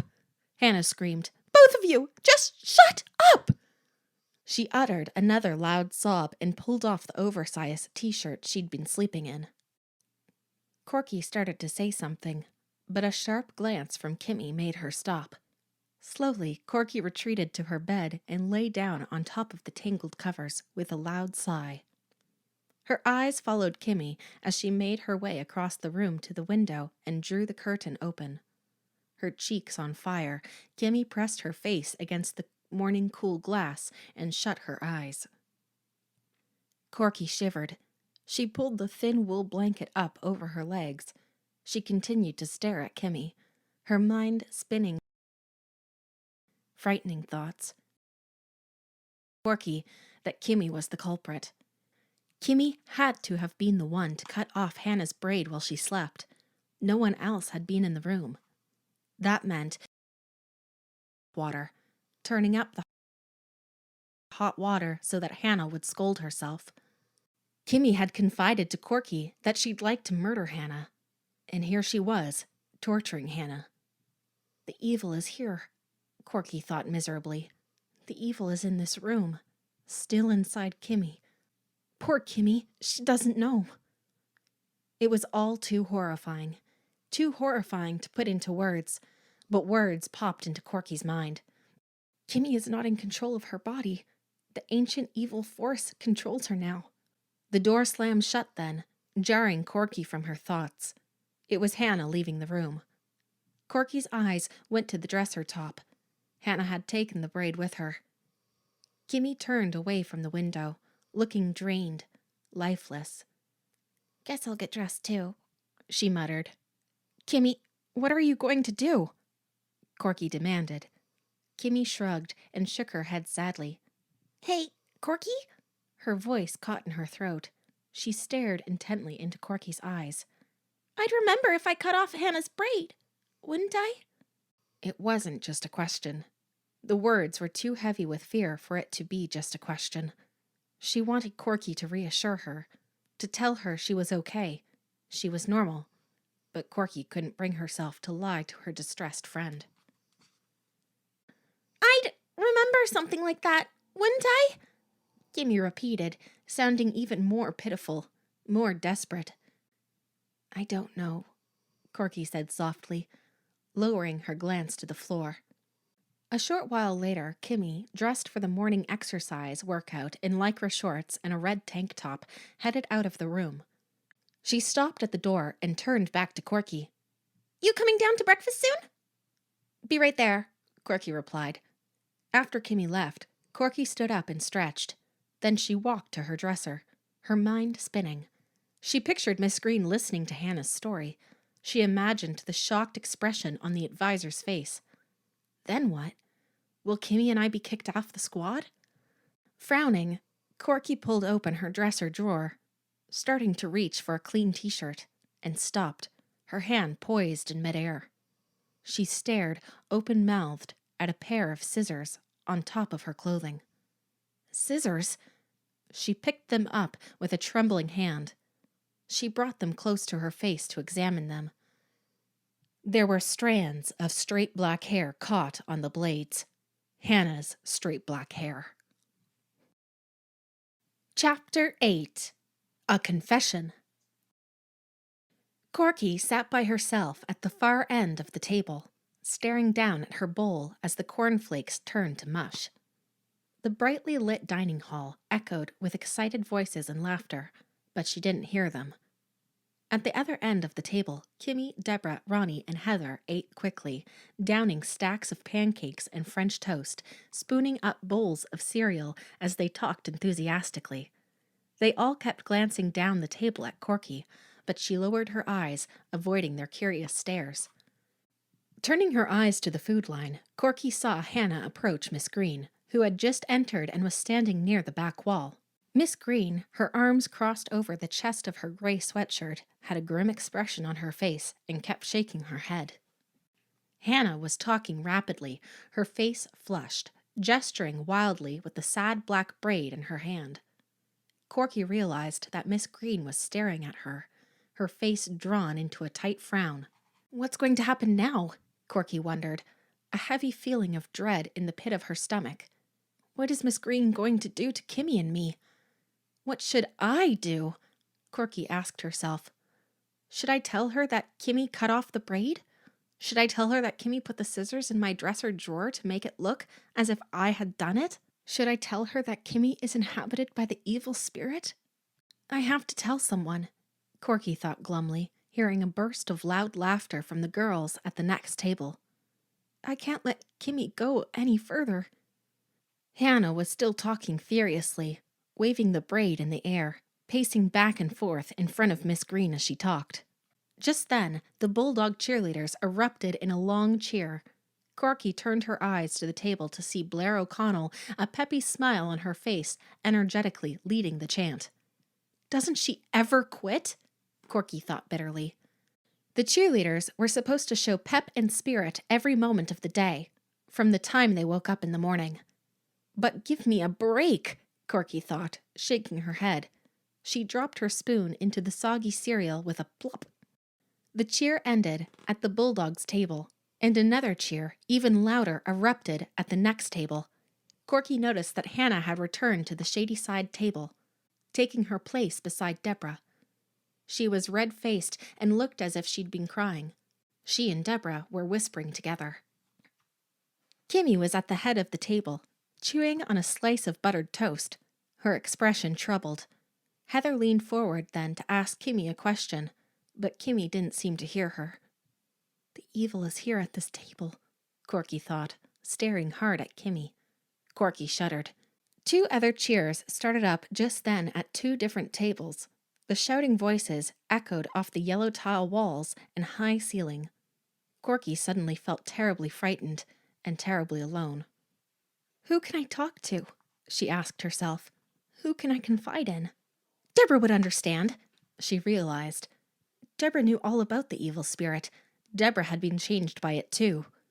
Corky pushed her chair back and climbed to her feet. Ignoring the happy cheers at the other tables, she edged her way down the aisle and stopped behind Deborah. Deborah, can I talk to you? She asked, bending down so that Deborah could hear her over the shouting voices. Deborah turned around slowly. Hi, Corky, can it wait? She asked, shouting over the noise. I'm talking to Hannah right now. Stung by Deborah's words, Corky stepped back. Ignoring Corky, Deborah leaned close to Hannah as the 2 of them continued to whisper together. Surely Deborah can see that I'm upset, that I've been sitting off by myself, Corky thought angrily. What kind of friend is she? And since when is Hannah so important to Deborah that Deborah can't interrupt her conversation to talk to me when I really need her? On the verge of tears, Corky started toward the dining hall door. I can't deal with this, she thought. I've got to get out of here. She was halfway to the door when she heard Miss Green calling to her. Corky stopped but didn't turn around. I can't face this, she thought. This is going to be horrible. She took a deep breath and held it. Letting it out slowly to calm herself, she turned. Kimmy had climbed to her feet and was starting away from the table. Miss Green had called her too. A stern expression on her face, Miss Green motioned for the girls to join her against the far wall. Corky walked slowly, her mind racing. What am I going to say? How am I going to explain? Glancing back to the table, she saw that 4 tiger cheerleaders were staring at Kimmy and her, not talking now, just watching intently to see what would happen. The cheers seemed to fade into the distance as Corky approached Miss Green, walking slowly, her heart thudding in her chest. She glanced at Kimmy, who was staring straight ahead, lost in her own thoughts. Hannah has brought a serious complaint against you 2, Miss Green said, without any other greeting. She stared first at Corky, then at Kimmy, her dark eyes searching for some kind of answer. I really can't believe this happened. I mean, what Hannah told me. It's just so cruel. So incredibly vicious. Neither Corky nor Kimmy said anything. Corky could feel her chin quivering. She tried to stop it, but couldn't. I know both of you girls, Miss Green continued finally. I like you both, and I'm just flabbergasted. That's the only word I can think of. I can't believe that either of you. Her voice trailed off. Time seemed to stand still. Corky couldn't breathe. It was as if her lungs were ready to explode.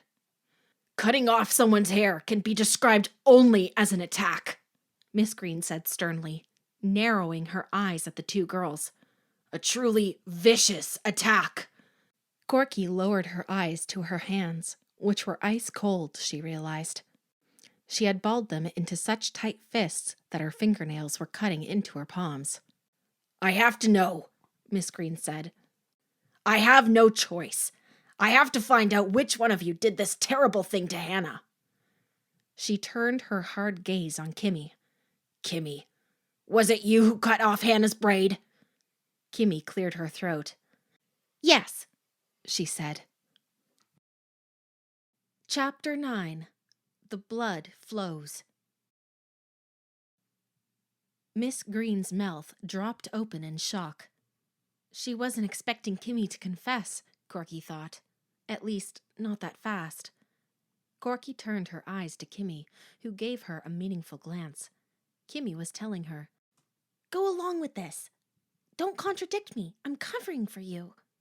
Kimmy thinks she's protecting me, Corky realized. No way. I can't let her do this. Kimmy is the guilty one, Corky knew. But it isn't Kimmy's fault.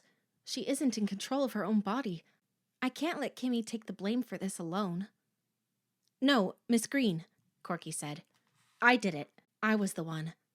Miss Green's face turned hard and cold. Follow me, she said, motioning for both of them to go with her. She led them through the double doors into the hallway. It was quiet out there and cooler. Miss Green stopped abruptly and spun around, anger expressed on her face. I want the truth, She snapped. I don't want you covering for each other. I want to know the truth. Who's responsible?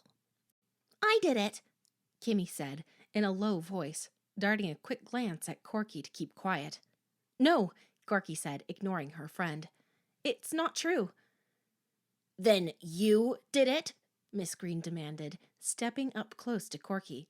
So close, Corky could smell the coffee on her breath. No, Corky shook her head and took a deep breath. She had to tell her about the evil spirit, she decided. She really had no choice. The truth is... Yes, what is the truth? Miss Green urged impatiently. The truth is that neither of us did it, Corky blurted out. You see... Stop, Miss Green interrupted, holding up both hands. She sighed, a long, exasperated sigh. I'm going to deal with both of you when we get back to Shadyside. Miss Green, Corky started, but the advisor raised her hands again to cut Corky off. We'll do a complete investigation when we get back, Miss Green said, lowering her voice to a whisper as two of the striped-jacketed judges walked by. When we get back to Shadyside, both of you will be disciplined. Disciplined strongly.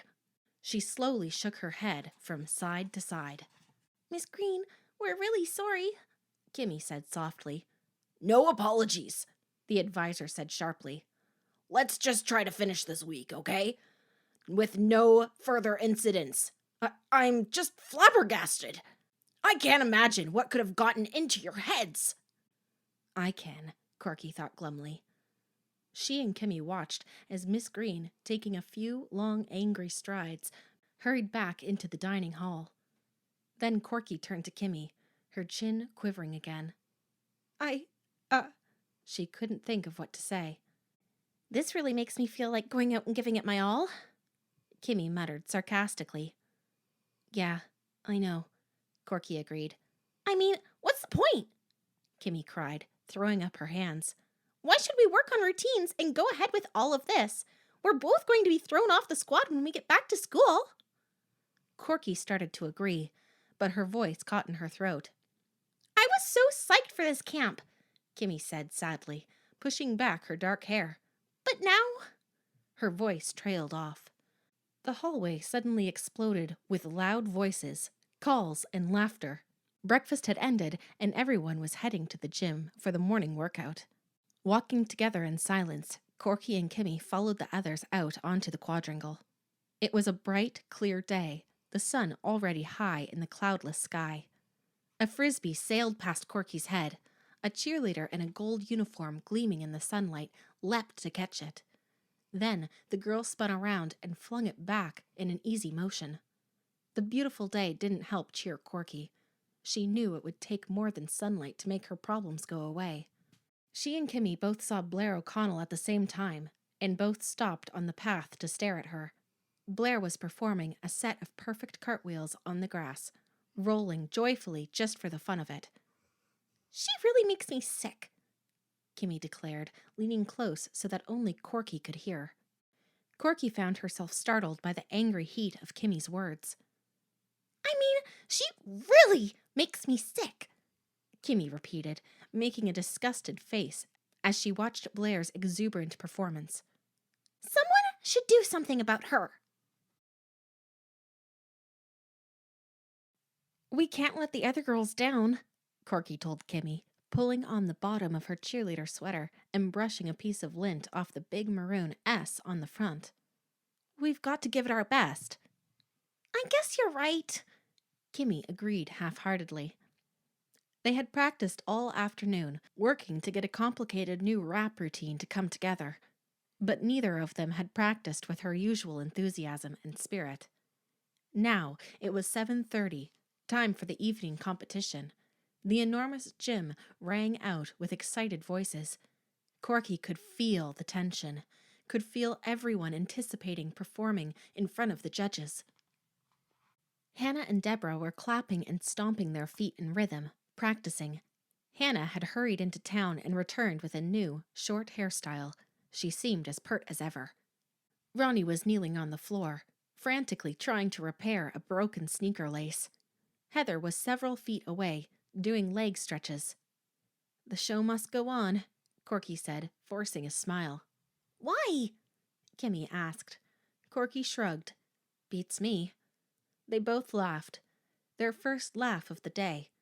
Whistles blew. The gym slowly became quiet. A judge, a young woman with striking blonde hair, called the captains to the center of the floor. The captains drew straws to determine the order of the competition. Yay, Bulldogs! Blair O'Connell, holding a red straw, screamed. "Guess who's going first?" Kimmy whispered sarcastically to Corky. Corky rolled her eyes. "Blair is unreal," she muttered. Secretly, she admitted to herself that she was more than a little jealous of Blair. Blair was happy. She was having a great time. She was really into the competition. Blair was at her best, and she knew it. "That's the way I used to feel," Corky thought. "That's the way Bobby and I always felt when we were cheering. We always felt so confident, so terrific, so on top of everything whenever we put on our uniforms. But now she could only watch Blair and the other happy, enthusiastic cheerleaders and envy them. Clear the floor! A voice cried over the loudspeaker. The cheerleaders scrambled up into the bleachers, sneakers thudding and squeaking. The 8 bulldog cheerleaders remained on the floor, huddling beside the bleachers. Corky found a seat on the very end of a bench, about 8 rows up from the floor. Deborah sat beside her, nodding to her, smiling, but didn't say anything. Corky turned away from Deborah, still feeling hurt and angry by Deborah's behavior toward her that morning. She looked down from her vantage point and watched Blair O'Connell encourage her squad. Blair went from girl to girl, saying something to each one. A spotlight came on high in the ceiling rafters, throwing a white circle of light onto the gleaming polished floor. The bleachers grew quiet. "The Redwood Bulldogs will go first tonight," announced the voice on the loudspeaker. "Whenever you are ready." The judges raised their clipboards as if at attention. After a long pause, the Bulldogs came running out, clapping from beside the bleachers. They entered in a single line, Blair O'Connell in the lead. As Blair ran into the spotlight, she performed a handspring. She dived forward onto her hands, flipping her body over, and landed effortlessly on both feet. Still on the run, she started into a second handspring. But as she leapt this time, she appeared to trip over something. Startled, her eyes grew wide. Her arms flew up. She plunged forward, falling. Her arms flailed the air helplessly as she landed on her face.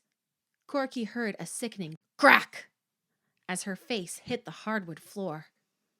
Her arms continued to thrash out wildly, but Blair made no attempt to get up.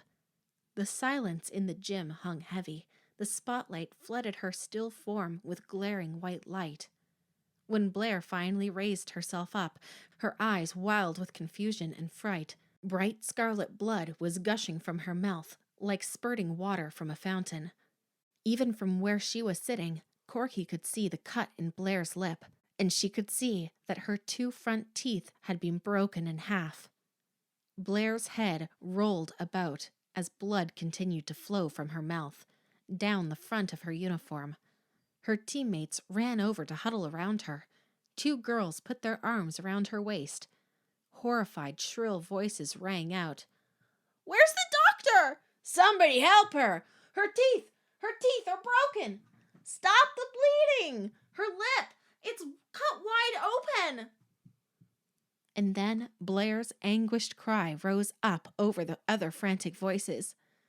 "Somebody tripped me!" At first, Corky assumed she hadn't heard correctly, but Blair repeated her accusation. "Somebody tripped me!" The cheerleaders in the bleachers had all jumped to their feet. The rumble of distressed voices rose to a roar. Leaving a smeared trail of blood on the floor, Blair was half carried and half walked out of the gym. The judges and Blair's teammates moved her quickly toward the medical office down the hall. As they passed beside her, Corky heard Blair repeat her accusation, the words burbling out like the blood from her mouth. "Somebody tripped me! Somebody tripped me!" Repeated over and over like some kind of tragic cheer. And then Blair was gone. Only the smeared trail of blood remained under the hot white glare of the spotlight. Corky stared at the floor until it became a white blur. Then she forced herself to lift her eyes and focus down the row on Kimmy. To her surprise, Kimmy was staring back at her, the strangest look on her face. Chapter 10. The Scissors Again. "Let's do the diamond head pyramid," Kimmy suggested. "That's always a winner." Corky stared at Kimmy in surprise. The other girls cheered enthusiastically. It was the next afternoon, a gray, overcast day of low, hovering clouds. But inside the gym, spirits were as bright as ever. The afternoon practice was underway.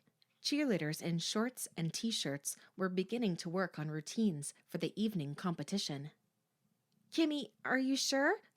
Corky started, but her words were drowned out by loud chants from the squad a few feet away.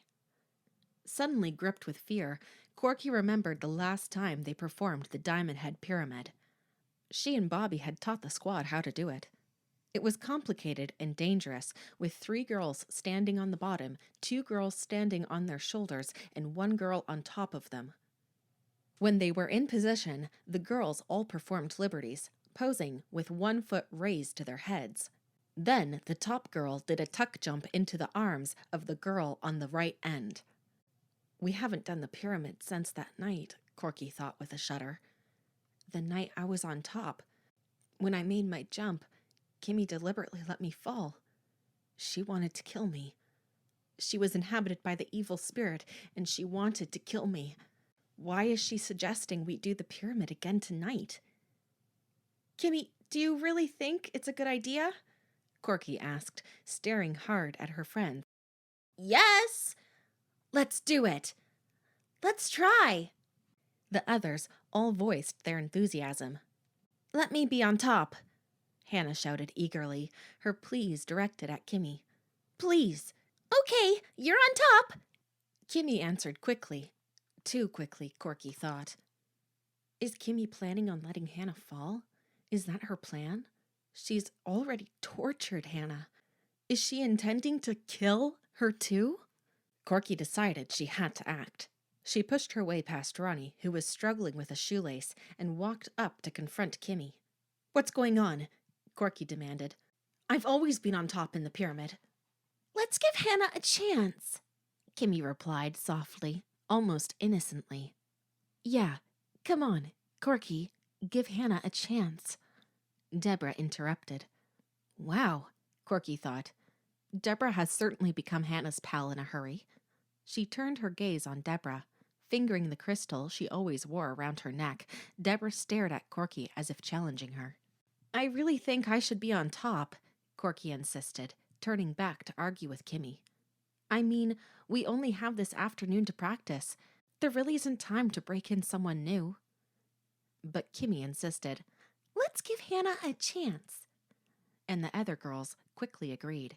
Corky backed off as Hannah flashed her a triumphant smile.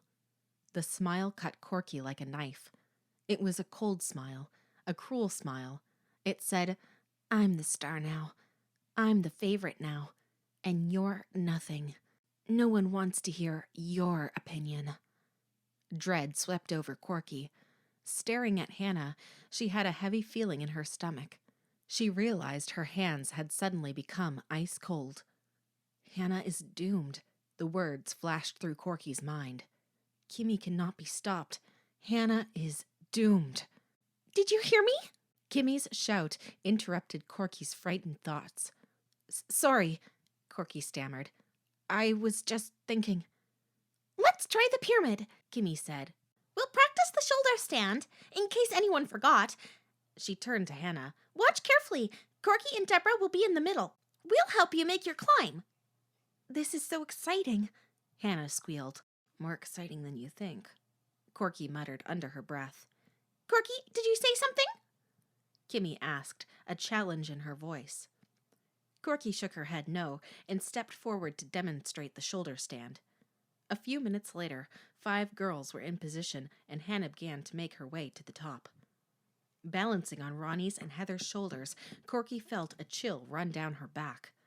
She forced away a shiver of dizziness. Was Kimmy planning to drop Hannah now, in practice? Or was she going to wait until the evening competition? She wanted to warn Hannah, to tell her the truth, to tell her about Kimmy. But what was the point? She knew that Hannah would never believe her. Hannah reached up with her hands. Corky grabbed them and tugged. Hannah's hands were hot and wet. She was breathing noisily as she hoisted herself up and moved into position to the top of the pyramid. Excellent, Miss Green called, jogging across the gym. She had arrived late, but didn't seem at all surprised to see the girls practicing the pyramid. Hold it, don't move. She shouted up to them, smiling. Hannah, don't move. Just get a feel for it. Get a feel for your balance. I'm fine, Hannah declared. This is easy, really. Okay, liberties, Kimmy instructed. Slow, take it slow. Hold your balance, Miss Green called. Corky, Deborah, Ronnie, and Kimmy slowly raised 1 leg each. Steady, Ronnie, Miss Green urged. Keep your other knee locked. All right, legs down. Corky could feel Hannah sway unsteadily above her. She realized she was holding her breath. Is Kimmy going to drop Hannah? Is she? Time seemed to slow, then freeze. Corky finally exhaled, took another deep breath, and held it. Lean forward, just before you begin your tuck jump, Miss Green was telling Hannah. No problem, Hannah declared. Deborah will have to shift her weight and balance on 1 leg, Miss Green instructed. Then Kimmy will step out from under her and forward to catch you. I get it, Hannah called out. I'm ready. On 3, Miss Green said, her expression set. Her eyes narrowed as she stared up at Hannah. 1, 2. Kimmy stepped forward to catch Hannah. Corky closed her eyes. 3. Corky felt the pressure on her shoulders as Hannah pushed off for her jump. She saw Kimmy step forward. Corky opened her eyes in time to see Kimmy catch Hannah easily. Smiling happily, Hannah bounced to the floor, clapping. The pyramid collapsed. Corky jumped down, feeling another shiver of dizziness. Everyone was cheering and congratulating Hannah. Miss Green, usually somber-faced, was smiling too. Take a 5-minute break, she called. Corky began to make her way to the water fountain in the hall. Are you okay? She looked up to see Kimmy staring at her, concerned. Are you okay? Kimmy repeated. Yeah, I guess, Corky replied unsteadily. I don't want a confrontation now, she thought. I can't handle a confrontation with Kimmy now. I'm okay.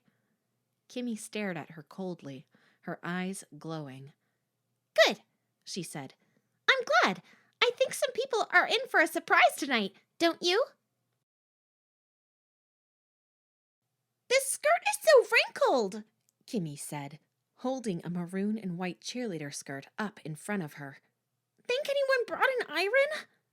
Corky, brushing her hair in front of her dresser mirror, raised her eyes to examine Kimmy in the mirror. It doesn't look so bad. Hannah was in the shower. Corky could hear her humming to herself over the steady rush of water. Shaking her head, Kimmy pulled the skirt on. We're late, she said, adjusting the bottom of her sweater over the skirt. We're all late. I'm almost ready, Corky replied, setting down the hairbrush. What do you think is for dinner?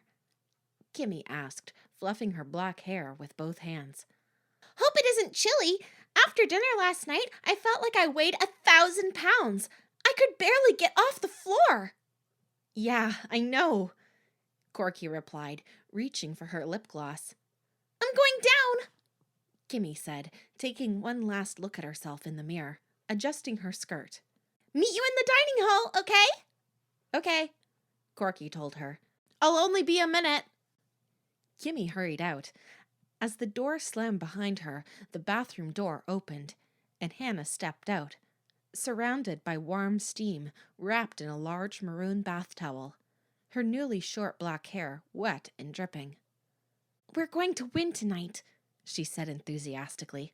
I just know it. With Blair gone, the Bulldogs are out of it. She sat down on the bed and began rubbing her hair with the towel. Blair won't be cheering tonight? Corky asked, having trouble clasping her watch on her wrist. No, didn't you hear her? Hannah replied from under the bath towel. She went home. She had 10 stitches on her lip, and she's got to have dental surgery. Too bad, Corky said softly. She stood up and stretched.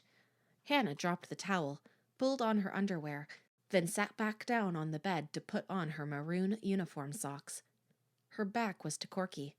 With Blair out of the way, we have to win, Hannah declared. Corky quickly pulled open her top drawer. Her hand fumbled through the t-shirts inside until she found the scissors. Wrapping her hand around the handle, she lifted the scissors from the drawer. Hannah was still talking excitedly about the competition, her back to Corky.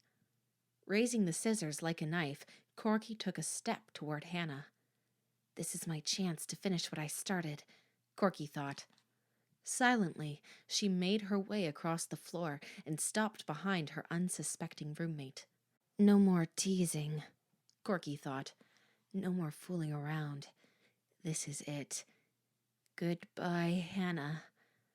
I can't say it's been a pleasure knowing you. As Hannah leaned forward on the edge of the bed to pick up her other sock from the floor, Corky brought the scissor blade down quickly, aiming for the tender spot between Hannah's shoulder blades. Chapter 11. Corky's Surprising Discovery. You're dead, Hannah. You're dead. The door swung open.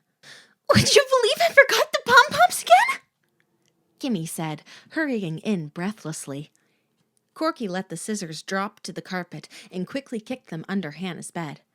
Hannah spun around, surprised to find Corky so close behind her. Feeling her face grow hot, Corky stepped back to her bed. A strong wave of nausea rose from the pit of her stomach. She held her breath, forcing it down. Her head spun. She saw brilliant red lights. The entire room flashed, red, then black, red, then black. Still struggling to fight down her nausea, she turned to Kimmy, who was searching the front closet. I think you shoved the box over here by our bed, Corky said, pointing. Thanks! Kimmy hurried over and picked up the carton. Hey, aren't you two ready yet? What's taking so long? I'll be ready in 2 seconds, Hannah said, pulling on her skirt. I don't feel so hot, Corky said weakly. Huh? Kimmy's mouth dropped open in surprise. Really, Corky insisted. My stomach, I don't feel right. She dropped down onto the edge of her bed. The room flashed, red then black, red then black. She had a roaring in her ears, like a rushing waterfall. The back of her neck felt prickly and hot. You're not coming to dinner? Kimmy asked shrilly. I'll be down as soon as I feel better, Corky told her. Tell Miss Green, okay? Another wave of nausea sent her running to the bathroom. She slammed the door behind her and gripped the sink with both hands. The porcelain felt cool under her hot, wet hands. Her entire body convulsed in a powerful tremor. Red then black, red then black. She shut her eyes, but the flashing colors continued on her eyelids. The roar in her ears grew louder. She thought she heard laughter, evil laughter, somewhere far away. Suddenly, the sink became scalding hot, and with a cry more of shock than of pain, she jerked her hands away. Steam rose from the empty sink, putrid and thick, smelling of mold and decay. The porcelain shimmered and melted from the heat as she gaped in disbelief at it. A hideous, low, gurgling sound rose from the drain, growing louder and louder until it became a moan. Corky turned and ran. She burst out of the bathroom and threw herself down on Hannah's bed. The room was empty. Hannah and Kimmy were gone. I nearly killed Hannah, Corky realized. I nearly murdered her. And then the horrifying words pushed their way into her consciousness. I am